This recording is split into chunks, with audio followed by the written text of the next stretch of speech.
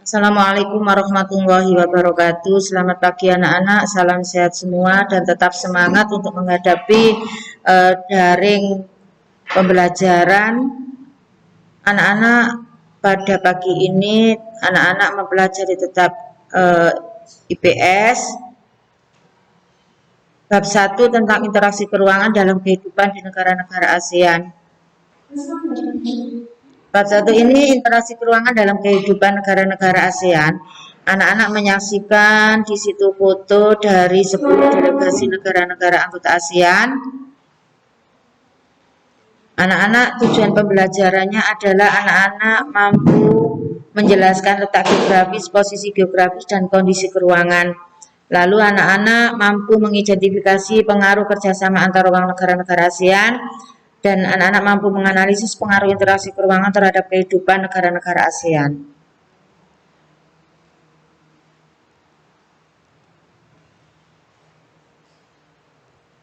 Anak-anak mengenal negara-negara ASEAN. Ini adalah logo negara-negara ASEAN dan ini adalah bentuk bendera negara-negara anggota ASEAN dari ke-10 negara.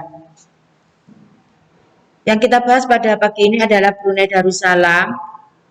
Ini adalah lambang negara. Lalu Brunei Darussalam terbagi menjadi 2 wilayah, yaitu wilayah timur dan barat. Iklim Brunei Darussalam sama seperti iklim Indonesia, yaitu tropis. Pada tahun 2017 jumlah penduduk Brunei Darussalam sekitar 428.697 juta jiwa.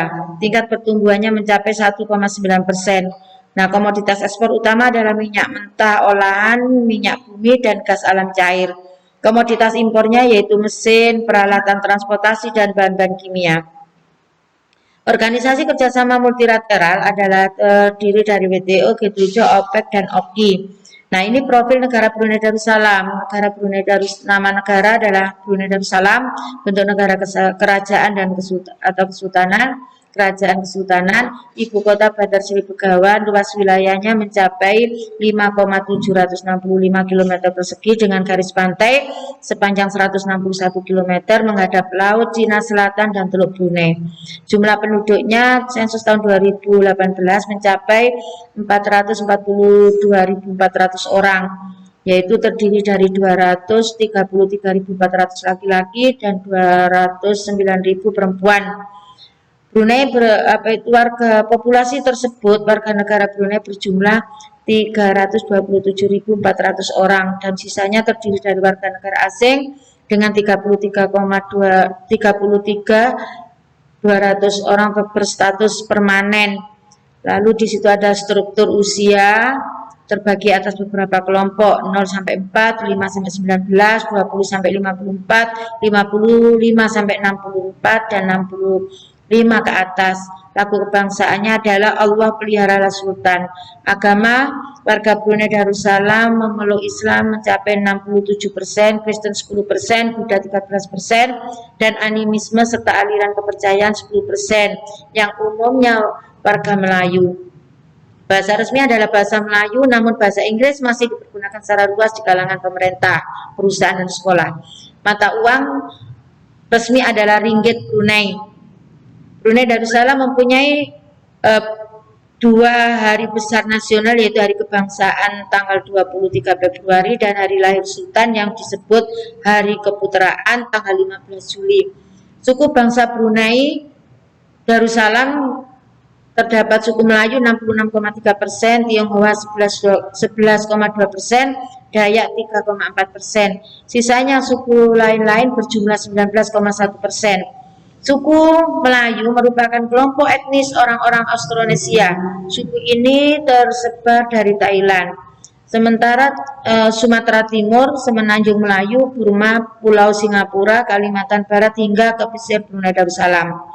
Suku Dayak Iban dan Abu Kayan adalah rumpun suku Dayak yang terbesar di Kalimantan Barat, Utara, Timur, Sabah, Sarawak, dan Brunei.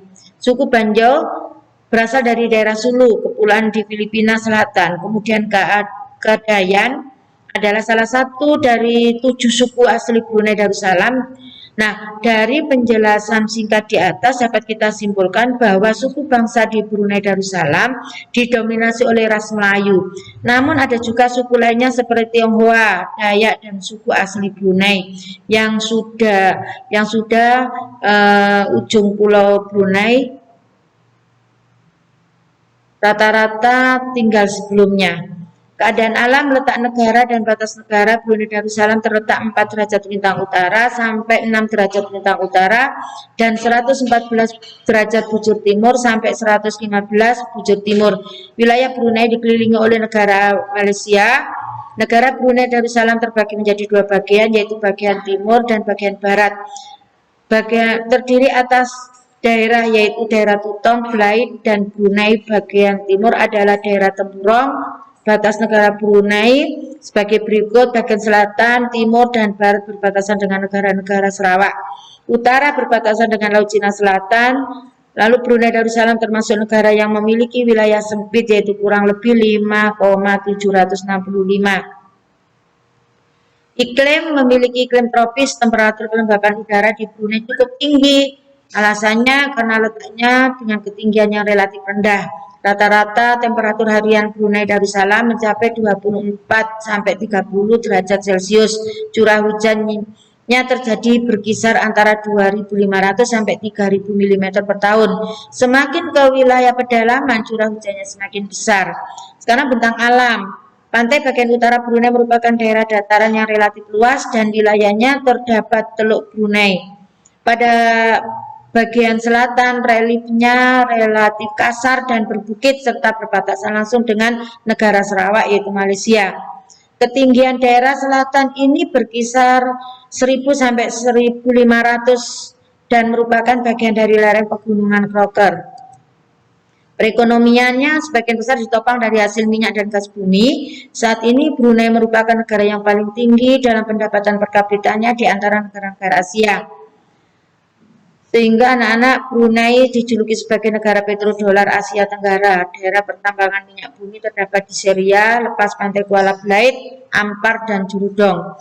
Industri utama kedua yang memberikan kontribusi bagi devisa negara adalah tekstil, makanan dan minuman, serta bahan bangunan. Demi memenuhi kebutuhan dalam negeri, Brunei melakukan impor mesin-mesin dan peralatan transportasi dan bahan kimia. Pembangunannya meliputi transportasi darat, laut, dan udara. Sumber daya alamnya minyak dan gas merupakan sumber daya alam andalan yang terbesar di hampir seluruh wilayah Brunei.